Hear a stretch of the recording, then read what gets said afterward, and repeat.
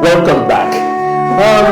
Did I also tell you anything about marriage? Because concerning marriage, the nuptiality, where a man and a woman has to come together in matrimony.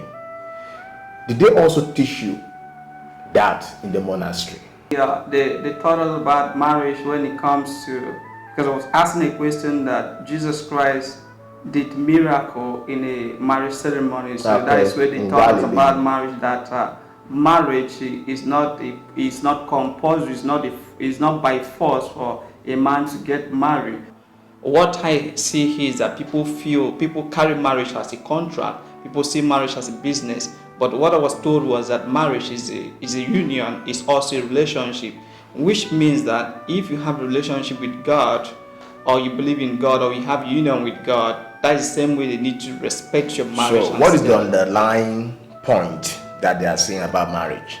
The underlying point that they said about marriage was that when you marry, you have to be contented with the woman that you marry. It's not compulsory. So the underlying fact here is that marriage is not compulsory. It's not compulsory. Why? The reason why marriage is not compulsory is that because there are certain people that can actually decide to stay without marriage. They don't have the feeling for women. They decide to stay on their own, like in the monastery. That we stay, we don't see women till we die. We just live like that. The monks don't get married. Yeah, monks don't get married. So you married. mentioned about things that make you peculiar. That is, you love, you share. So how do you love? Now, what do they also talk about love? Love is an action. Love is when you see a fellow human, then you have the same feeling. You don't hurt. You have the same feeling that if you hurt this person, you are automatically hurting yourself. Okay. So that is the kind of love that we share. Because in monastery, you wake up, you see everybody, you meditate with the same person that you sleep together. You do the same thing. You help one another. You don't have that this person is black, this person speak this person is this. You have it this that everyone are the same. We need to love one another as we love ourselves. That we should not love because of what we see. That love is an action. That we should love on what we don't see. Love is an action. Love is also a faith. We love what we don't see, because if you love what you see, if what you see move out from that person, the love will not be there again.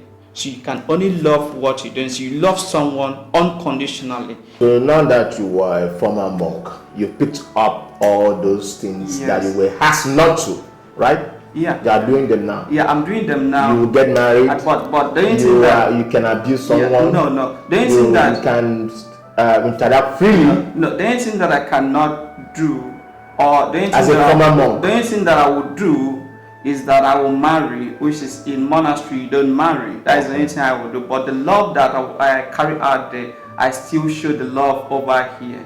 I don't hate anybody. I don't abuse anybody. I don't drink alcoholic malt, wine. I don't drink except of water, and I don't eat meat except of fish. So I still have that belief. Okay, yeah. So now you are a former monk. Yeah. So why don't you go back to like normal people live, the normal life ordinary people live?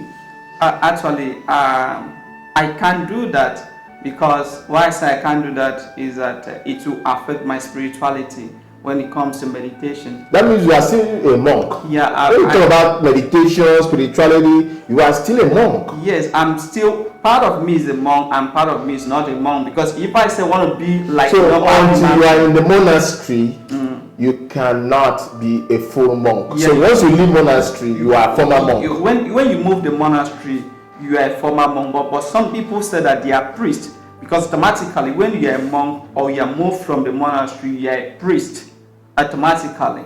So people say that they are former monk. Why some people say that they are a priest? So I still believe that I'm a former monk, and which is I will never in my life carry out the earthly life that people believe, drinking, smoking, do all sort of things that they like here. I can't do that, because when I was there, I have been told that the best way of being a Christian, or the best way of being a disciple of Christ, is for you to follow the footsteps of Christ. So you are a Christian monk? Yeah, I'm a Christian monk. What makes you a Christian monk? What makes me a Christian monk is that I'm a Christian. If you're a Christian, you believe, you go to a monastery that only for Christianity.